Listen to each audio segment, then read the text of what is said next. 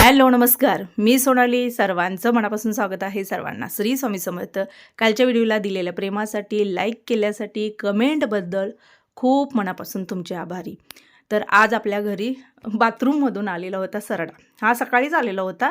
त्या दोघींनी सकाळी सरडा बघितला, तसं किट्टोने पण बाथरूम यूज केलं नाही, रसिकांना खाली आल्या खालचं यूज केलं. पण किट्टोला वरच्या बाथरूमची सवय आहे, त्यामुळे ती थोड्या वेळाने गेली तिथं आणि त्याला बोलते आहे ती मोठ्यानं, जा की रे, तुला कळत नाही का, म्हणून पाणी फेकते.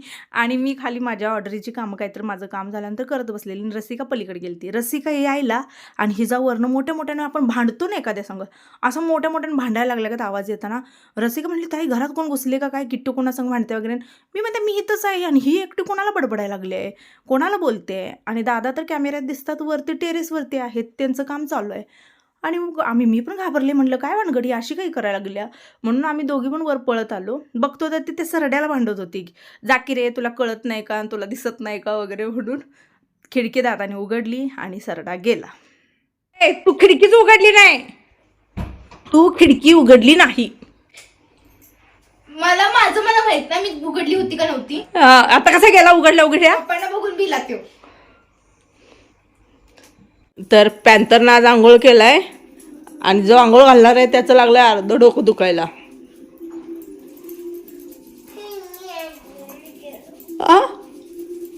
काय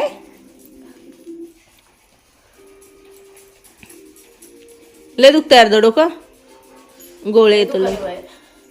कशानं डोक्यानं आंघोळ केलाय सकाळी, डोक्यानं आंघोळ केलाय. कशाला करायची, वातावरण गारट आहे रे. आता तू हा कालपासून लय दिवस दुखाले. त्याचं अर्ध डोकं सारखं दुखतंय म्हणते. अर्ध डोके चष्मा लागलाय की. हे जे टायमिंग होतं हे संध्याकाळचं टायमिंग होतं. आजच्या जेवणामध्ये काय करूया म्हटलं तर चला, परवा जे भिजत घातलेलं कडधान्य होतं ना, हे कडधान्य ना भिजत घातले की मला आठवडाभर जातं. माझ्या हिशोबानं जसं खाणाऱ्यांची इच्छा असेल त्या हिशोबानं मी भाज्या करते किंवा माझं टाईम सगळ्या गोष्टी बघून मी करते. आणि हे ना खूप सोपं, दोन्ही एकत्र मिक्स केलं, हरभरा आणि वटाणा. थोडे मोड आलेले होते, हरभऱ्याला नाही पण वटाण्याला आलेले होते, ते दोन्ही एकत्र मिक्स केलं आणि त्याची गरगरीत अशी भाजी, म्हणजे थोडीशी ग्रेव्हीदार पण होईल आणि थोडीशी सुकी पण होईल ह्या हिशोबानं. तर आर्यन काय होतंय, अर्ध डोकं दुखतंय आज आर्यनचं अर्ध डोकं दुखायला लागलंय म्हणून आर्यन चाललाय दवाखान्यात. आता आम्ही पण आवरायला लागलोय. रसिका तो पण चपात्या करत्या, मी फ्रेश होते. काय म्हणाले, काय झालं, अर्धा आहे म्हणलं अर्ध दुखणार का ग, अर्ध आहे का, फुल डोक्याचं पोरग आहे माझं, अर्ध का म्हणताय. अरे बाबा तुझं कुठं काय काम, ये इकडं, जायचं नाही कुठं तू. रसिका पहिल्यांदा डोसा ट्राय करायला लागल्या, पण प्रॉब्लेम काय सांगू त्या तव्याचा, की त्या तव्याला उठतच नाही. सर मी करतो.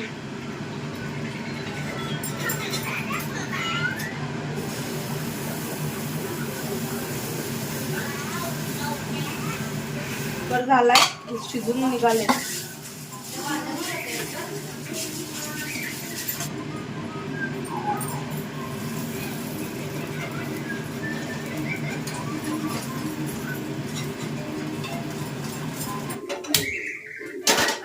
खराब झाले काय म्हणलं, काय खायला म्हणलं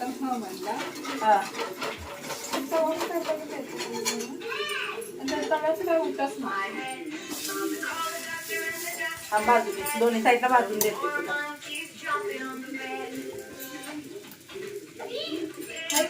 हाय गोष्ट त्या डबा आहे चौकन.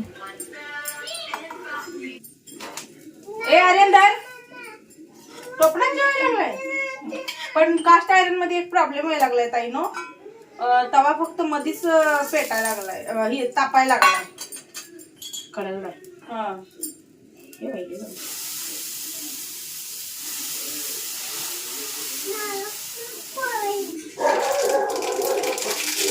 मला नको रे भैया.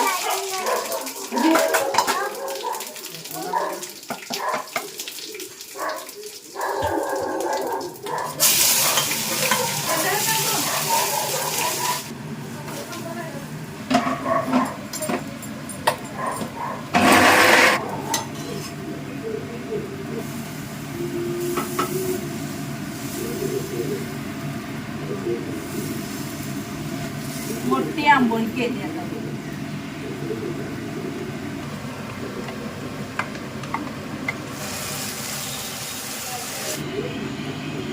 डीपला नको होतं ठेवायला मी.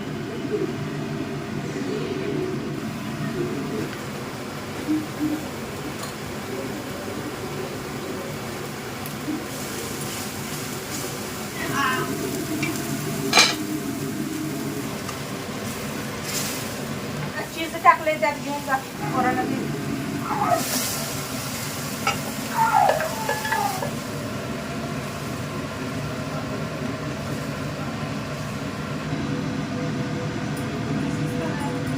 डोशाचं पीठ एकदाची संपवलं. फ्रीजमध्ये बघितले की आर्यनची एक सलग घाई. मला पाहिजे म्हणजे पाहिजे, डोसा दे नाही तर इडली दे, डोसा दे नाही तर इडली दे. त्यामुळे मग आज पूर्ण संपवलं. त्याच्यानंतर जेवणखाणं वगैरे झाली. जेवणखाणं वगैरे झाल्यानंतर ना दादाने थोडंसं डोळं वटरताना हार्दू रडत आला माझ्याकडे आणि मी दादांकडे बघूया का तुला मारलं म्हणून दमदाटी करताना ते बघा उलटा चोर कोतवालकट वाटते म्हणलं प्रकार आहे बघा. तुला नेमकं कोणी मारलं? त्याला ह्याने मारलं का? का मारलं पोराला? का मारलं तुम्ही मारलं पोराला? मग ह्यानं मारलं ना? ह्यानं मारलं. का मारलं तू? हा? तू का मारलं? का मारलं तू?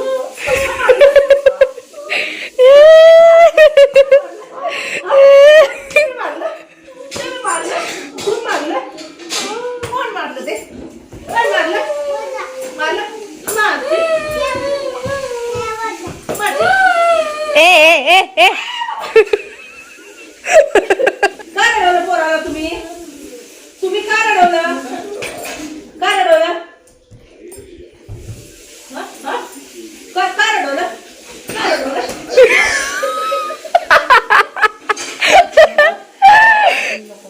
मग तिने मारलं ना?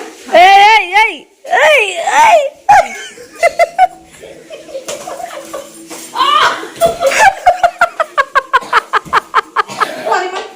मला सॉरी म्हण. मामाला मारेन मग मी. मामाला मारेन.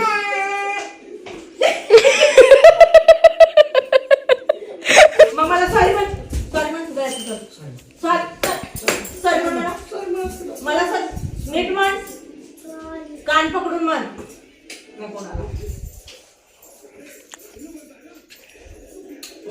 हरदू आता तुला मारू काटीन मारू चान्स मारून घ्यायचा नाही. एक तर त्याला लई मोठं ठोकलंय. काय माझ्या पायावर आता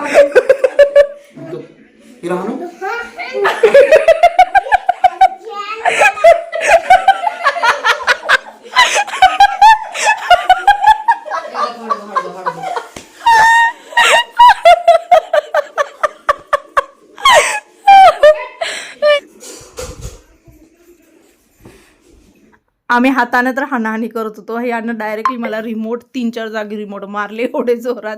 असो तेवढाच टाइमपास झाला. तेवढंच एक हसी मजाकचं वातावरण झालं. काय ग तू पोराला का अडवायला लागल्यास? ते काय केले कपाळाला बघू जरा. होय तू आता त्या कृष्ण भक्तीत लागल्यापासून आहे ना.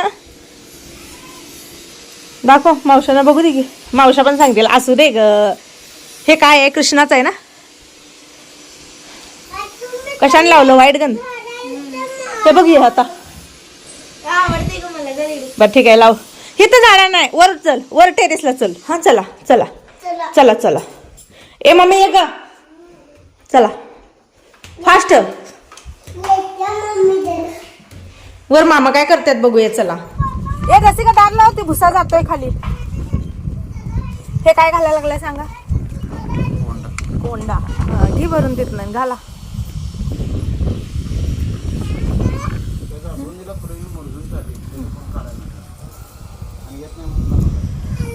मऊ झालेत काय फुलं? त्या जास्वंदीला सुंदर आलेत. आता का घातली नाही तोडली नाही म्हणतात. फुलं येऊन गेली. काय कामच नव्हतं ना फुलांचं. आणि वर एवढं कोण लक्ष द्यायचं आहे. ते राहू दे. ते घे दोन उमललेली. नाही म्हणून तर मी हात लावला नाही ना. फ्रीजमध्ये ठेवायची. काल बघितलं आलेलं मी. त्याची तोड ह्याची सगळी तोड आणि हिथली तोडायची. ह्याला भारी लागलेत. मी काढून टाकावं म्हणलेलं होतं हे. पण ह्याला फुले येतात मस्त आलेत. आले छान. हे तोड आपण छाटत नाही. हा आपण त्या झाडाच्या वर नाही माया करतोय. हा कसं कापू? आपण कुठं माया करतोय? तुम्ही तर सगळ्यात निर्दय आहे कापून टाकायला. ते नाही ही कात्री कुणाची आहे? आपली आहे. होय ही कधी आणली आणि आणले पण मग ही तर वर कशी काय आली भैया? मीच वर आणतो हा हे बघा हे तर पूर्ण जळलंय झाड.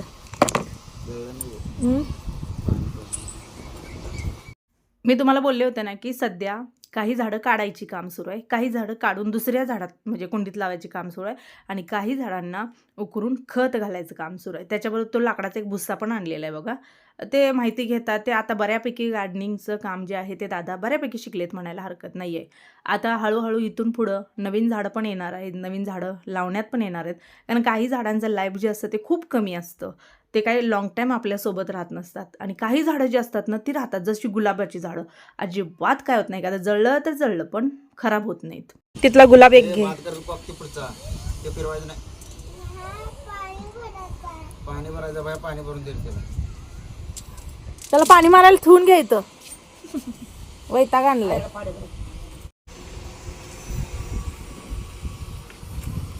ते व्यवस्थित निघते का? मुळे ह्यानं पण कट होते तेच की हो. होते ते किती काय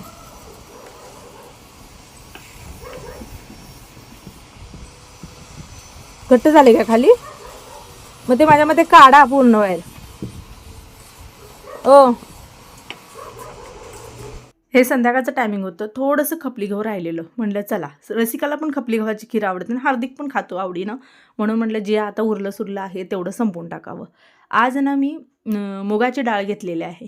मुगाच्या डाळीचं वरण कोणाकोणाला आवडतं. आम्हाला तर अजिबात आवडत नाही. पण तुम्हाला सांगू हेल्थसाठी आणि लहान लेकरांसाठी मुगाची डाळ एक नंबर. हार्दवांचं काय करतोय? हा काय करतोय आमचा हार्दव? कच्च्या खातय?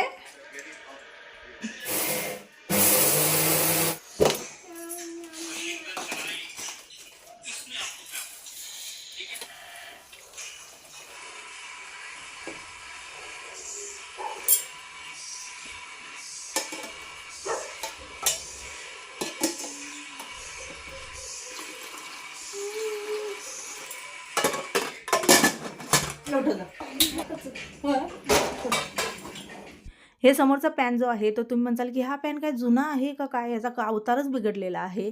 तर तेवढा वेळ नव्हता त्यामुळे तेवढी एनर्जी त्याला लावून ते क्लीन केलं नाही. वरच्यावर स्वच्छ केलेलं आहे. कारण एखाद्या दिवशी भांड्यामध्ये आलं तर त्या दिवशी जोर लावून घासते, पण अशीच काहीतरी गडबड वगैरे असते त्याच्यामध्ये ना ते वरच्यावर फक्त स्वच्छ केलेलं. आणि आता ही भांडी एवढी स्वच्छ निघतात ना, जर तुम्ही तेवढी मेहनत जर दिली ना एक थोडा वेळ तर निघतात. तुम्हाला दाखवेन मी कशा पद्धतीने क्लीन होते काय आणि मी कशी करते अशा वेळेला. कारण ते तेवढं करपलेलंच होतं जास्त. ते पण व्हिडिओमध्ये तुम्हाला एखादं दाखवेन की बाबा एखादा पॅन किंवा एखादं भांडं जास्त जळलं लगेच झटपट तुम्ही क्लीन कसं करू शकता आणि ते पण घरगुती उपायावरती. फक्त मला वेळ मिळाला की तुम्हाला दाखवेन. तर आता मी वांग्याची भाजी जे कट करून असतात ना उभ्या कापची ती वांग्याची भाजी, आणि त्याच्यासाठी भरपूर शेंगदाणे घेतला आहे, भरपूर लसूण घेतलेला आहे, कोथिंबीर काही नाही आहे. जिरं मिरची फोडणी देऊन भरपूर कांदा, कारण कांद्यामधली ही जी भाजी आहे ही खूप चवीला लागते. याच्यामध्ये जर कांदा नाही घातला तर अशी भाजी अजिबात चवीला लागत नाही. नुसते प्लेन भाजी म्हटलं तर नाही. शेंगदाण्याचं कूट आणि कांदा महत्त्वाचा आहे ह्या लांबड्या म्हणजे काप केलेल्या ह्याला. गोलसुद्धा काप करून तुम्ही छान असं जे मासा फ्राय करतात ना तशा पद्धतीनं सुद्धा तुम्ही वांग्याचे कापसुद्धा फ्राय करू शकता, दुधी भोपळ्याचे काप फ्राय करू शकता. खूप भाज्या आपण वेगवेगळ्या पद्धतीने करून खाऊ शकतो. मी एकाच कुकरमध्ये डाळ पण लावलेली होती आणि खीर पण लावलेली होती, गहू पण लावलेलं होतं. तर आता सगळं झालं. त्याच कुकरमध्ये मी थोडंसं तूप टाकलं, थोडंसं ड्रायफ्रूट टाकलं आणि गूळ जो आहे ना तो तुपामध्ये व्यवस्थित भाजून विरघळून घेतला.